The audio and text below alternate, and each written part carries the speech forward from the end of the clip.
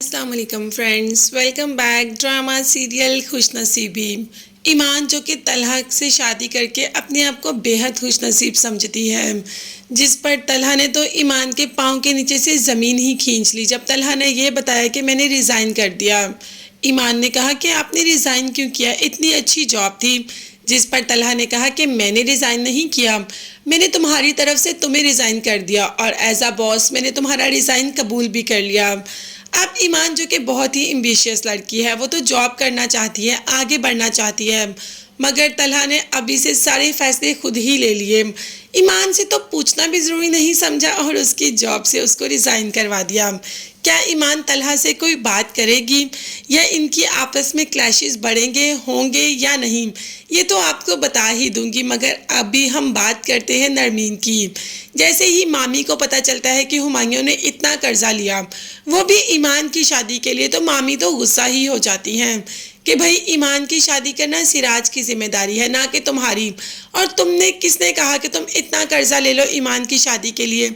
जिस पर हुमायूं ने कहा कि मामी आप परेशान ना हो, देखिएगा मैं बहुत जल्द सारा कर्जा उतार दूंगा, मैं अपना काम फिर से शुरू करूंगा, क्योंकि अब वो गुल के साथ और काम नहीं करना चाहता। एक तो उसे गुल की समझ नहीं आती, गुल की बातें अजीब ही हैं। अब हुमायूं क्या करे, नरमीन को तो सब बता चुका है कि गुल का रवैया मेरी समझ से बाहर है, जो वो चाहती है वैसा कभी भी नहीं हो सकता।